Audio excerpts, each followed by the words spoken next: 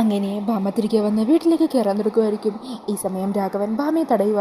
നിക്കവിടെ, നീ പടി ചവിട്ടിപ്പോരുത്. ഇവിടുന്ന് നീ അമ്പലത്തിലേക്കാണെന്ന് കൂട്ടിക്കൊണ്ടുപോയ എൻ്റെ കുഞ്ഞവിടെ.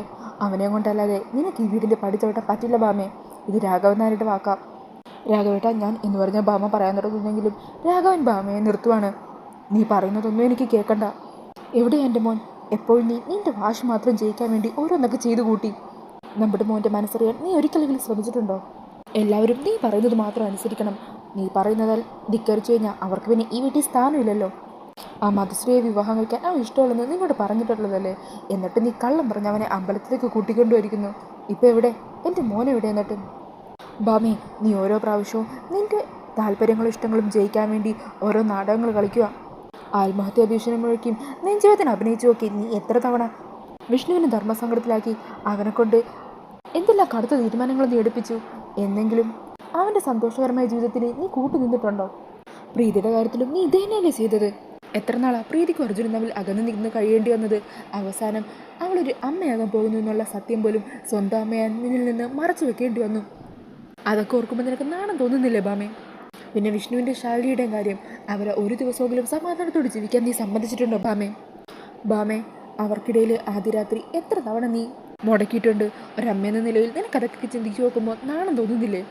നിൻ്റെ ഒടുക്കത്തൊരു വാശുകാരനാണ് ആ പാവം പെണ്ണ് ശാലിനിക്ക് 6 വർഷക്കാലം നമ്മുടെ മോനെ വിട്ട് ദൂരെ നാട്ടിൽ പോയി ഒളിച്ച് താമസിക്കേണ്ടി വന്നത്. ഇപ്പോൾ അവൾ തിരിച്ചു വന്നപ്പോഴാണെങ്കിൽ അവർ തമ്മിൽ ഒന്നിക്കാൻ വീണ്ടും നീ അനുവദിക്കുന്നില്ല. അവർക്ക് രണ്ടുപേർക്കിടയിലുള്ള സ്നേഹം എത്രത്തോളം ഉണ്ടെന്ന് കണ്ടറിഞ്ഞവരെ നമ്മളെല്ലാവരും. എന്നിട്ട് പോലും നിൻ്റെ മനസ്സ് മാറിയില്ല. അത്രയ്ക്ക് കല്ല നിൻ്റെ മനസ്സ്. ഈ വീട്ടിലുള്ള ഓരോരുത്തർ എങ്ങനെ ചെയ്യണം, എന്ത് ചെയ്യണം, എപ്പോൾ ചെയ്യണം എന്നെല്ലാം തീരുമാനിക്കുന്നത് നീയല്ലേ? നിൻ്റെ അനുവാദം ഇല്ലാതെ ഇവിടെ ആർക്കും ഒന്നും ചെയ്യാൻ പറ്റില്ലല്ലോ. സ്വന്തം മക്കൾക്ക് അവരുടെ ഭാര്യമാരുടെ കൂടെ ഒന്ന് കിടക്കാൻ പോലും പറ്റില്ല. രാഘവേട്ട എന്ന് പറഞ്ഞ് ബാമ ഒച്ച വെക്കുക. അന്നേരം രാഘവൻ പറയണേ, നീ ഒച്ച വയ്ക്കുകയൊന്നും വേണ്ട, ഞാൻ പറയാനുള്ളത് പറയുക തന്നെ ചെയ്യും. 34 വർഷങ്ങൾക്ക് മുമ്പ് ഹോസ്പിറ്റലിൽ വെച്ച് കൈകാലിട്ടടിക്കുന്ന ഒരു ഓമൽ കുഞ്ഞായിട്ട് അവനെ എൻ്റെ കൈകളിൽ വെച്ച് തന്നതാ. അവനായിപ്പോൾ റെയിൽവേ ട്രാക്കിലാണോ, കുളത്തിലാണോ, പുഴയിലാണോ, എവിടെയാണെന്നറിയാതെ, എന്ത് പറ്റിയെന്നറിയാതെ ഞാനിപ്പോൾ ചങ്ക് നീറി നടക്കുന്നത്. അവൻ എവിടെയാണെന്ന് വെച്ചാൽ നീ കൊണ്ടുവന്ന് താപാവേ. അവൻ്റെ എന്തെങ്കിലും ഒരു ശേഷിപ്പ് നീ എനിക്ക് കൊണ്ടുവന്നാ. അതിൻ്റെ ഒപ്പം എൻ്റെ ചിതയും കൂടി നീ കത്തിക്ക്. എന്നിട്ട് ആ ചിതയുടെ ചൂട് കുറയുമ്പോൾ മാത്രം ഇനി നീ വീട്ടിലേക്ക് കയറിയാൽ മതി. അത്രയ്ക്ക് ചങ്ക് പൊട്ടിയ ബാമ ഞാനീ പറയുന്നത്. ഞാൻ സമനില തെറ്റി എല്ലാം നഷ്ടമായ അവസ്ഥയിൽ നിൽക്കുക. ഈ സമയത്തായിരിക്കട്ടോ അങ്ങോട്ടേക്കൊരു കാറ് വരുന്നത്. അങ്ങനെ ആ കാറിൽ നിന്നും വിവാഹ വേഷത്തിൽ പൂമാലയും ബൊക്കയും ഒക്കെ ആയിട്ട് വിഷ്ണു ഇറങ്ങി വരുവാണ്. വിഷ്ണുവിനെ കാണുമ്പോഴേക്കും എല്ലാവർക്കും സന്തോഷമാകുക. എന്നാൽ വിഷ്ണുവിൻ്റെ ആ വേഷം കാണുമ്പോൾ എല്ലാവരും ഒന്ന് അന്തിച്ചിങ്ങനെ നിൽക്കുവാണ് കേട്ടോ. ഈ സമയം വിഷ്ണു കാറിൽ നിന്ന് കാർത്തികയും വിളിച്ചിറക്കുവാണ്. അങ്ങനെ അവർ രണ്ടാളെയും കാണുന്നതും എല്ലാവരും അങ്ങ് ഷോക്കാകുവാണ് കേട്ടോ. ശ്യാമയും രാഘവനും പിള്ളച്ചേട്ടനും പൊന്നിയും എല്ലാവരും വിശ്വസിക്കാനാവാതെ അമ്പരന്ന് നിൽക്കുവാണ്. ഭാമക്കും എന്തായി സംഭവം എന്ന് മനസ്സിലാവുന്നില്ല. ഈ സമയം വിഷ്ണു കാർത്തികയും കുട്ടി എല്ലാവർക്കും മുമ്പിലെത്തുക. എന്നിട്ട് പറയണേ, അച്ഛാ, അമ്മേ, ഇത് ഞാൻ താലികെട്ടിയ പെണ്ണ കാർത്തിക. ഞങ്ങളുടെ വിവാഹം കഴിഞ്ഞു. അങ്ങനെ വിഷ്ണുവിൻ്റെ ഈ ഒരു വാക്കുകൾ കേൾക്കുന്നതും രാഘവനൊന്നും വിശ്വസിക്കാൻ പറ്റുന്നില്ല കേട്ടോ. ഈ സമയം ഭാമ രാഘവനെ നോക്കിയിട്ട് പറയണേ, രാഘവേട്ട, ഇനി എനിക്ക് അകത്തേക്ക് കയറാമല്ലോ. നിങ്ങളുടെ മകൻ വിഷ്ണുവിനെ തിരികെ കൊണ്ടുവന്നാൽ മാത്രമേ അകത്തേക്ക് കയറാൻ പാടുമെന്നല്ലേ പറഞ്ഞത്? ദാ ഇപ്പോഴേ നിങ്ങളുടെ മകൻ തന്നെ വന്ന് നിൽക്കുന്നു. ഇനി എനിക്ക് അകത്ത് കയറുന്നതിന് വിലക്കൊന്നുമില്ലല്ലോ അല്ലേ? ഈ സമയം രാഘവനാണെങ്കിൽ ഒന്നും മിണ്ടാതെ നിൽക്കുവാണ്. അങ്ങനെ ഭാമ അകത്തേക്ക് കയറി പോകുവാണ് കേട്ടോ. ഈ സമയം രാഘവൻ ചോദിക്കണേ, വിഷ്ണു, ആരാടെ ഈ പെണ്ണ്? അന്നേരം വിഷ്ണു പറയണേ, അത് ഞാൻ പറഞ്ഞില്ലേ സാർ, ഞാൻ താലികെട്ടിയ പെണ്ണ. അപ്പോൾ ശാലിനിയോ? അന്നേരം വിഷ്ണു പറയണേ, അത് പിന്നെ അച്ഛാ, എത്രയെന്ന് കരുതിയാ ഞാനെല്ലാം സഹിക്കുന്നത്. ഈ സമയം രാഘവൻ പറയണേ, നിർത്തടാ, കടന്നു പോയതിൻ്റെ മുമ്പിൽ നിന്നും ഒരു നിമിഷം പോലും നീ ഇവിടെ നിൽക്കണ്ട. ഈ സമയം വിഷ്ണു കാർത്തികയെ നോക്കിയിട്ട് പറയണേ, വാ നമുക്ക് പോകാം. അങ്ങനെ പറഞ്ഞ് അവർ രണ്ടാളും കാറിൻ്റെ അരികിലേക്ക് തിരിഞ്ഞ് നടക്കുമായിരിക്കും. ഈ സമയത്ത് ഭാമ നിലവിളക്കുമായിട്ട് അവിടെ എത്തണേ, വിഷ്ണു അവിടെ നിൽക്കും, രണ്ടാളും ഇങ്ങോട്ട് വാ. ഈ സമയം വിഷ്ണുവും കാർത്തികയും അവിടെ വരാതെ മടിച്ചു നിൽക്കുക. അന്നേരം ഭാമ പറയണേ, വിഷ്ണു നിന്നോടല്ലേ പറഞ്ഞത് അവളെയും കുട്ടി ഇങ്ങ് വരാൻ? എന്നിട്ട് ഭാമ പറയണേ, കുട്ടി, നിൻ്റെ പേരോ കുലമോ ഗോത്രമോ ഒന്നും ഞാൻ അന്വേഷിക്കുന്നില്ല. എൻ്റെ മോനെ ഇഷ്ടപ്പെട്ടു, അതാണ് നിൻ്റെ യോഗ്യത.